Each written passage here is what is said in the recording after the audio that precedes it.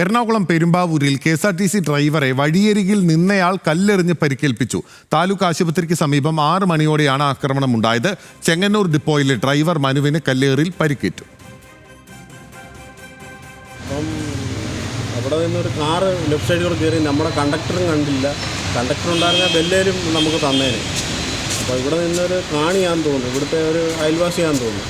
ഞാൻ ചോദിച്ചു, ചേട്ടാ എന്തോരാ തെറി വിളിക്കുന്നത്? വേറെ ആർക്കും ഒരു ആവത്തും പറ്റിയില്ലല്ലോ. അവർക്ക് കാറേ ഒന്ന് ചെറുതായിട്ട് ഉറങ്ങിയുള്ളൂ. പുള്ളിക്കാരൻ വലത്തോട്ട് പിടിച്ചാന്ന് ഞാൻ പറഞ്ഞു. പുള്ളിക്കാരൻ കേൾക്കാതെ അവിടെ നിന്നൊരു പുള്ളിക്കാരൻ ഒരു ഡ്രൈവറാണ് സാറേ. എന്നിട്ടും എന്നെ ഒരു വലിയ കല്ലെടുത്ത് എൻ്റെ കണ്ണിൻ്റെ ഇവിടായിട്ട് എടുക്കും.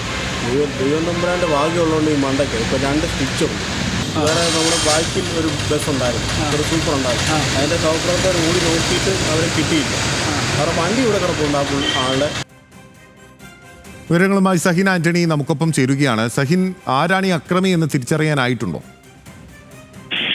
ഇതുവരെ അക്രമിയെ തിരിച്ചറിയാൻ കഴിഞ്ഞിട്ടില്ല. പക്ഷേ ഈ വാഹനത്തെ കേന്ദ്രീകരിച്ചുകൊണ്ടാണ് അന്വേഷണം മുന്നോട്ട് പോകുന്നത്. നേരത്തെ ബില്ലിൽ സൂചിപ്പിച്ചതുപോലെ തന്നെ KSRTC ഡ്രൈവറെയാണ് വഴിയരികിൽ നിന്നയാൾ കല്ലെറിഞ്ഞ് പരിക്കേൽപ്പിച്ചത്.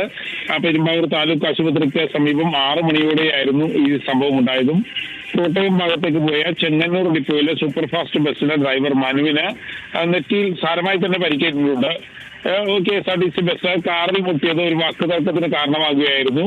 ഈ സമയം റോഡരികിൽ പാർക്ക് ചെയ്തിരുന്ന മറ്റൊരു മിനി വാനിൽ ഇരുന്നയാൾ പുറത്തേക്കിറങ്ങി റോഡിൽ നിന്ന് കല്ലെടുത്തെറിയുകയാണ് ഉണ്ടായത്.